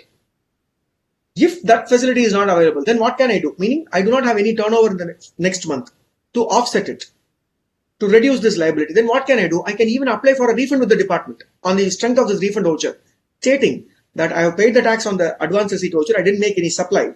The tax was paid because time of supply occurred. I have paid the tax. Now, the supply has not gone through. The tax has to be given as refund to me, can be sought as an answer from the department for the purpose of claiming refund. 54 subsection 8 clause C specifically allows for this. Hence, this is one issue that you might come across, and the solution to this is one advance receipt voucher followed up by refund voucher can easily solve our problem. And in this case, there is no need for a chartered accountant certificate. If it can be proved that the tax has been given back, the refund will be credited to our bank account. And then the latest development with respect to GST RFD 7. Now 54 subsection 10 and 54 subsection 11 talk about the two scenarios. That is the power of the officer to offset the refund against the old due that you have kept with the department. That is, the taxpayer has any outstanding due with the department, they can take it up and offset it. Second scenario, the commissioner is of the opinion that if the refund is given, it will tantamount to some kind of mischief which will result in any ongoing proceedings or case that is happening where it might be construed wrongly. So the commissioner has the power to withhold the refund. Now in either of this case, what they have suggested and inserted recently is that RFD 07. This RFD 07 Part A is for withholding the refund, and RFD 07 Part B is for release of the refund. So when they are withholding, they are supposed to give this RFD 07 Part A indicating as to why it is being done, and when it is being released, they are supposed to give this RFD 07 Part B. So there is a possibility that our refund will get approved, but the payment order would not have been processed. RFD 05 would not have been given. They would have gone for RFD 07 Part A, which we need to be aware of to track it in the portal. And then few of the clarifications that have come in the circulars, which again remain the evergreen problems. What is an input? Is it something which is directly relatable to the output? Already clarified in circular number 125 itself that input doesn't mean something which needs to be seen in the output, which is coming within the definition of inputs. As per section 2 of the CGST Act, anything that is other than capital goods used or intended to be used in the course or furtherance of business is considered to be an input. So even a stationary item, even anything, printer cartridge, which I am using only as a consumables, can all become my inputs because they satisfy the definition of inputs. They get matched in my ITC, GSTR 2A or 2B as the case may be. Then there is no question that can be raised as to whether it is used for the purpose of business. Refund has to be sanctioned taking that into consideration. But in some of the service industries related refund, where we had claimed the computer printer related, printer stationery related ITC, where the department officer had contended they will not give, we have gone to the next level because these issues are being raised, keeping in mind that it is not directly relatable to this activity, or it is not something which is relatable to the finished goods, but it is not expected at all, is what circular clarifies. Hence, this circular we may have to impress upon the officer to get him to process all the inputs that which we have claimed as per section 2 into the refund calculation. And then compensation cess related refund. As we are entitled for CGST, SGST and IGST refund on all these cases, circular number 125 has already clearly stated that even for compensation cess, the same logics would apply, same process would have to be applicable. But some of the people are processing the compensation cess related refund as a separate application, which is not possible. Because once you have filed for a period, you cannot file for compensation cess separately. So don't get misled into filing a separate application for compensation cess. The same application for the normal refund is the one which is to be used for compensation cess also applied together. And the other common evergreen scenario is August 2020 is the supplier invoice date. I have received it in August, the goods I have received or service I have received, but I availed the ITC in September 2020. So the availing of ITC or taking of ITC happens in September 2020, and then I claim a refund for the month of September 2020 by filing a refund application. Now there have been situations where officers have contended saying this ITC pertains to August, you cannot take it in September, which is also spelt as wrong in the circular 125 saying that till next year September he has got time to avail the credit, and whenever he is availing the input tax credit, that is the tax period in which you will have to consider it for the purpose of refund. We cannot force them to push it forward, has been clearly told by the department. So assessee can actually do a planning in terms of availing ITC in the month in which they are having export refund. In a way, we have been given an indirect go ahead for that in this clarification in the circular. And then, as I said earlier, bunching across financial years is now allowed. I will not be restricted to file, say, a monthly one application, 2 months one application. I can even file 7 months. I can even file 2 years one application. Not an issue. 1 year one application. That 1 year need not be financial. It can even be calendar year. It can even be July to June. The system doesn't stop me because after the Pidambara Publications Delhi High Court judgment, this restriction has been taken away in the portal and it has been clarified in the circular number 135 also. The earlier circular 125 had a restriction. Circular 135 has released that restriction. And then the another development with respect to circular number 135. Again, 2020 circular, but any refund application made after March 2020, this assumes importance because the 2A matching has been made mandatory only from October 2019. But any refund application made after March 2020, we are being asked to do the matching of the ITC. And that matching of the ITC could be even for a period which is prior to 2019 October. So for a period when 2A matching was not mandatory, even for that period we are supposed to do a 2A matching now because we are applying for a refund.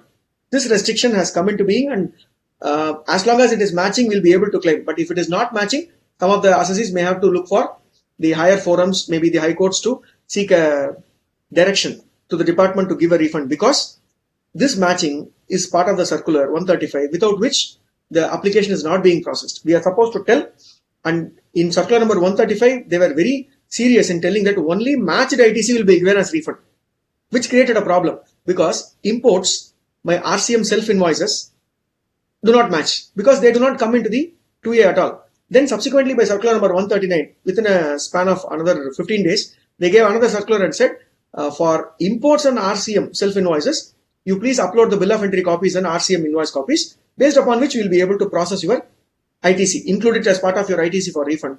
But for all your B2B supplies, that which you have received, unless matching, you might have taken in your 3B 2 crores as ITC, but out of the 2 crores, how much is matching? That alone, let's say 1.5 crores is only matching, that 1.5 crores will alone be considered as net ITC for the purpose of processing the refund, is what has been clarified by the department in the circular. And the other information which we have to give additional because of this is that the annexure B, where I have to give what is my ITC availed, the list of ITC availed as per my 3B, where I will have to also have when it has got matched with 2A, so that in the month in which it has got matched with 2A, that should also be given. In addition to that, HSN codes have also become mandatory. So this is inward supplies that we are talking about. When we are filing a refund application in annexure B, the HSN code should also be captured, though the seriousness of HSN codes have been further emphasized only from 1st of April 2021 by saying that more than 5 crore taxpayer 6 digits, less than 5 crore taxpayer B2B 4 digits is mandatory.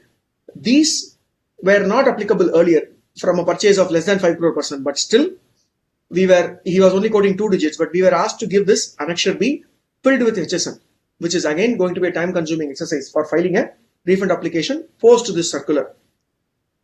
And then the other major area where department had taken a step to curb the rampant refund being taken by the people unscrupulously. So to stop that, what they have tried doing is that if somebody applies for excess payment of tax refund, if somebody is applying for excess payment of tax refund, then what they have suggested is the refund is found to be eligible. The refund shall be given, but it shall be given only in the mode in which they have made the payment. So some people were misusing this provision earlier by making the excess payment through ITC and claiming the refund, and refund was invariably given in cash. So this was an indirect way of converting your ITC into cash, which was not intended by the department. So there was no illegality also attached to it. But subsequently, this circular, they woke up and said, anytime in future, after this circular, if you are seeking the refund of excess tax paid, the refund, if it is found to be eligible, will be given, but will be given only in the mode in which you have made the payment. Suppose you have made the payment in both ITC as well as cash. We do not know which part it is, then proportionate refund will be given. The proportionate cash part will be given in your bank account. The proportionate ITC which you have utilized for making that excess payment will be given to your electronic credit ledger only. So this is what has been clarified by the circular, which has started happening. And in cases after March 2020, we are able to see that whenever we are applying for any other refund or excess payment refund, they very meticulously follow this and credit according to what is the utilization. According to that only the credit is being given. And the menu that you are able to see in the screen, which has also been enabled for the purpose of following up those refund which are not received. So where we can, in the portal, we can give a buzz or we can give a reminder to the officer saying on account of refund that is not received. It could be in any stage of process. We can see the stage of process. Suppose if RFD 06 is issued, which is the order for sanction of refund, but the payment is not received, even in those cases, we can give a reminder by selecting this option in the portal and giving the details so that it will get taken up for process further again by the department, meaning not the whole refund application process, but the disbursement process will be reinitiated by the department. So this is another development which we can make use of. So that is all with respect to the issues and the recent developments in refund. I'll formally thank all of you for being patient audience and hearing me out so far. I believe there are some questions which I need to take. So I'll stop sharing my presentation and then take the questions as the organizers would be already having the questions that you have asked.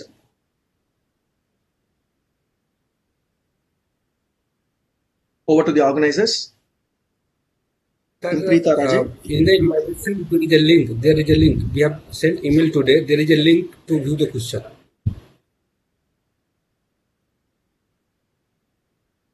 So there is a link in the email. Right, sir. Okay.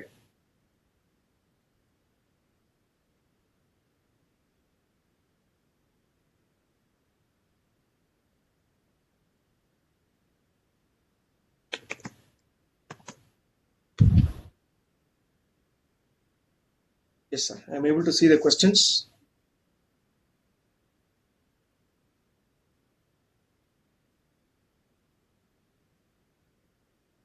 Okay, we have 104 questions. Let's see how I can cover. An exporter of human hair has GST in exempt list. His purchases are also exempt. However, there are several items purchased for GST. Can he claim refund of GST on these inputs? Yes, he can claim, because exempted item, when it is exported, as per the provisions of section 16 of the IGST Act 16, says that exempted when it is exported, it becomes zero rated. So you are entitled for refund. The next question is, exporter, a textile manufacturer, has sold MEIS license, which is fully exempt. He has not reversed the ITC under 42(1). I think we have already discussed this in detail, how it can become an issue for calculation.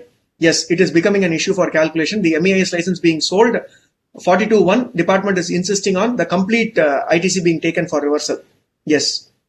And then relevant date for applying for refund in case of deemed exports is the date on which the return relating to such deemed exports is furnished. If the return is filed belatedly, what to do? Yes, if the return is filed belatedly in case of a deemed export, it is still reading as only the date of filing. Hence, from that day only, we have to take 2 years. It is not the due date, because very specifically, in other cases, they have given the due date of filing of return. So when that is not given, it means that the intention of the lawmaker is only to take it into account only from the date on which it is being filed. So even a belated return means more time. From the belated return, within 2 years, you can apply for deemed export refund. A registered dealer has made a deemed export but declared the same as exempted supply in GSTR 1 and 3B of 1819. No tax was paid once outward supply was declared as exempted. During the audit, the tax liability was deducted and paid through DRC 03. The recipient had not claimed a refund. Can the supplier claim the refund subsequently? All the other procedures are duly complied. Yes, you can claim refund subsequently, but the only problem will be, since you have not reported it in GSTR 1 or 3B, you have paid the tax only by DRC 03, you will have to substantiate by applying for any other refund. And from that only you will be able to get the refund, meaning you cannot get it as a normal refund application. It has to be any other refund application substantiated by documentation. How to track refund of IGST on export of goods? As per GST, the data is transmitted successfully to ICEGATE, and on ICEGATE, the shipping bill is showing the invoices. But the IGST refund is not received for the last 3 months. Kindly guide this again. I would request you to refer to the customs circular. The customs circular has got the procedure for it. Please refer to that circular. And then it has been reported that input credit is being denied even for flimsy reasons. Please identify those flimsy reasons. Could be many. In terms of flimsy reasons, as I said, discussed towards the end of my presentation, it could be like it is not directly connected to your output. It is not something which is there in your output. It is not at all considered as input, like the stationery items example I gave, or the invoice pertains to previous month or 2 months earlier. You have taken the ITC only in the current month. Many such reasons are there, which are not tenable under the law.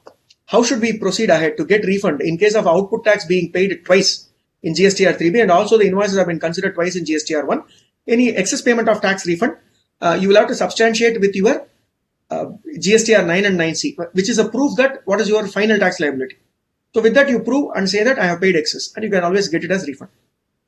TDS and TCS refund of online sale through Swiggy Zomato can get refund or not? Please let me know relevant section. I think the first part of the presentation we discussed that only. Yes, you are entitled. There is no specific provision. Section 54 only has that. And you can refer to circular number 125. One of the situation is cash ledger refund. It is not like TDS refund, TCS refund. It is cash ledger balance refund. Cash ledger balance, can I get it as refund? Yes. Bank now issues payment advice instead of FARC or BRC for foreign currency received. Will it suffice for evidencing the receipt of foreign currency? Yes. That is what is being accepted by most of the department people. EBRC, we are able to download and give in case of goods, and for even case of services where the assessee has got an IE code, we are able to get the EBRC and give, which they are accepting. If that is not being given, the FARC signed by the bank or authorized by the bank is also being accepted. We have applied for refund on account of inverted structure wherein the due date was 2 years from the end of the relevant date, relevant month of February. Yes, I think we have already discussed this, the 2-year time limit. So the 2-year time limit in case of inverted duty structure shall be any application made after 1st February 2019, it should be 2 years from the end of the month only. Sir, in which category will refund of tax fall wherein on an SEZ transaction, CGST, SGST has been offset in 3B?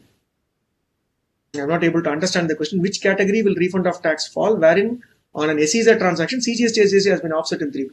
You are saying that you have paid CGST and SGST in case of a SEZ transaction, which is wrong.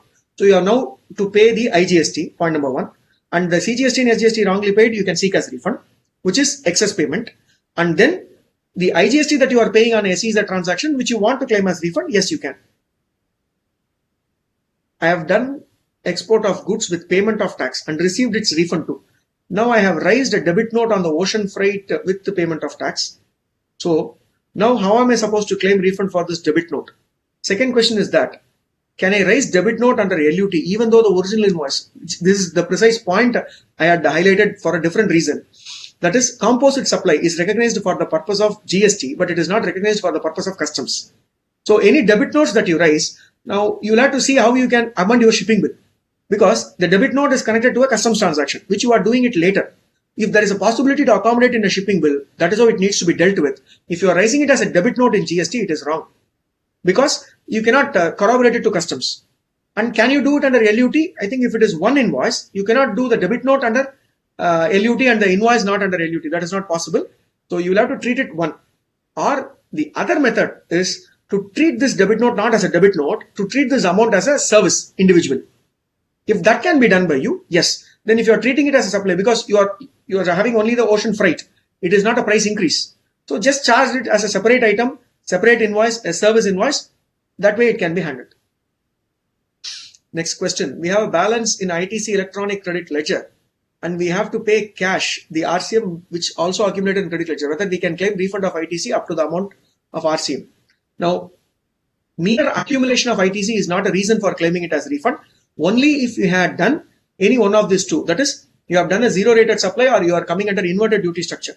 Only in these two situations, any one situation you fall, you'll be able to claim a refund.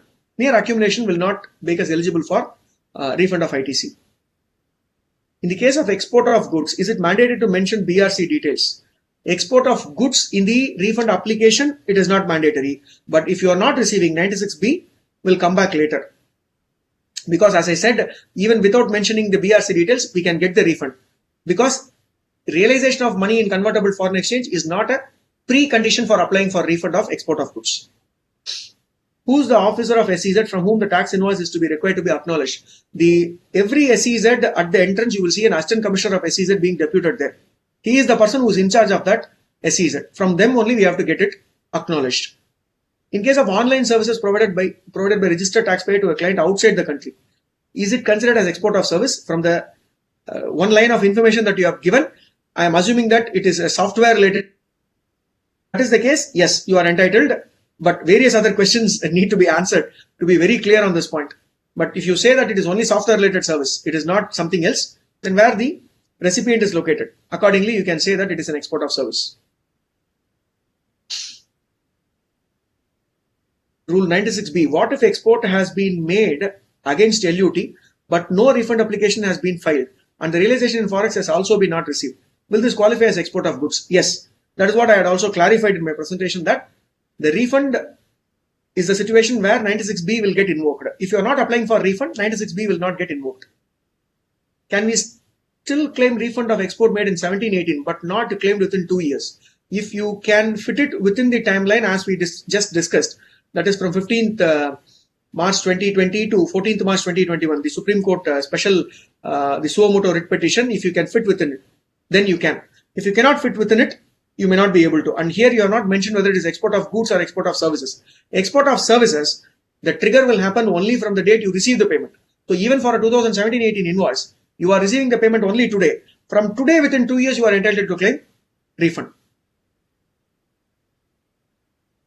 How to claim refund arising on annual return or GST audit? Department issued press release, but no option is given. No, sir, we have to apply only by our any other refund option. That is the only option that is there, and we have used that option. We have managed to get one refund also for a situation where we found that because of audit, we found they have made double payment. So that year we were able to prove and get it. The realization of export profits is allowed in INR as well and not necessarily in foreign currency. Correct. For services, I guess. You are right, but not for all services and not in all situations. Only when it is allowed by Reserve Bank of India, then only it is allowed. So Reserve Bank of India should approve that this particular transaction, you can get the money in INR. GST Act doesn't say it can be received in INR. GST says wherever it is allowed, not allowed by GST law, it is allowed by the Reserve Bank of India under the FEMA rules and regulations, then you can. The next questions are, why a supplier would opt for export on payment of IGST when export has been taken as tax-free? Export is not tax-free. As per the provisions of GST law, export is also taxable.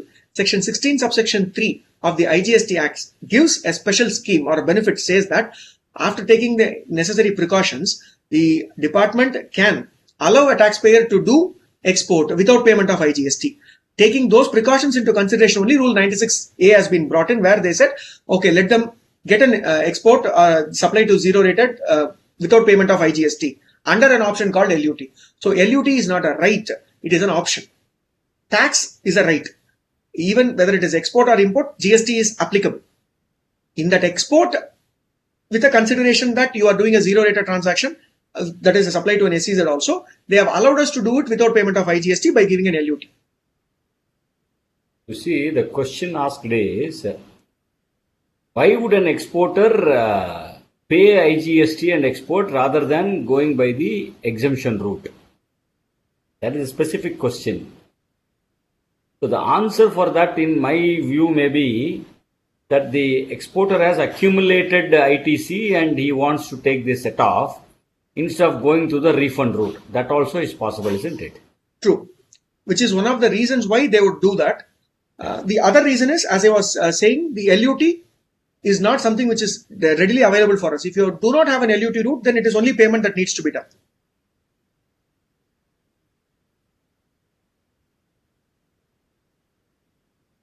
Next question. Exported capital goods and GST at the rate of 18% is rupees 100. However, ITC reversal as per relevant rule is 200. Amount of refund.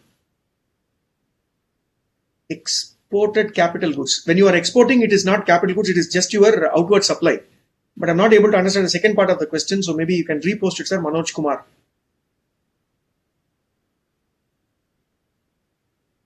Okay. The next question, whether ocean freight paid on export of goods is liable for RCM since the recipient is outside India. Ocean freight paid on goods which are exported is liable for RCM. No, the RCM which is being spoken in notification 10 of IGST is only speaking about the ocean freight in case of goods which are imported, and the importer, the person who's the one who's clearing, is the one who's liable. So it is not applicable on exports. Forward charge in that case. Yes, the person who's rendering the service, if he's in India, he's going to charge us. Yes. Is there any difference in submission of LUT if duty drawback is claimed or not claimed by the party? No, LUT has got no impact with this duty drawback. LUT, the only area where this LUT will have an interaction is whether you are paying GST or without payment of IGST you want to do the export. So that is, from that perspective, LUT is only required and not to be seen in the light of duty drawback or ROSL schemes. GST refund to be claimed within 24 months. Is there any condonation or extension available for delay in claiming refund? No, there is no condonation for delay in claiming refund, but the relevant due dates, the relevant date for the purpose of calculating this 24 months start are different. So that needs to be appreciated. Then maybe you will get to see in some of the situations you have more time also. Strictly not 24 calendar months. How many more questions will be there? Huge, because I don't have it before. There are more than 65 questions now, more than 80 questions now.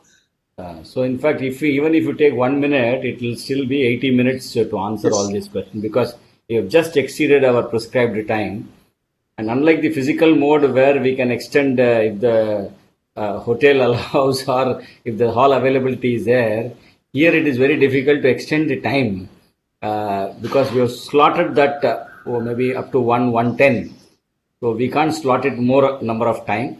So maybe a last question you can take and we can close, and let's see what we can do all this, because generally what we do is with respect to ITC, input tax credit, where we had a collection of questions, and also we sent out an email to all the members seeking their questions so that we come out with a publication. We are coming out with an ITC publication very soon. You are aware of that. Practical FAQs in ITC, which is scheduled to be released on July 1, the CA day. So we'll see whether we can work on a similar thing as far as refunds are concerned. But I know refund provisions, procedural aspects, they keep changing frequently. So we need to see how feasible or not feasible it will be to come out with a publication. Anyhow, you can take the last question, sir. Thank you. Okay. Can we ignore LUT and pay the tax and claim the refund?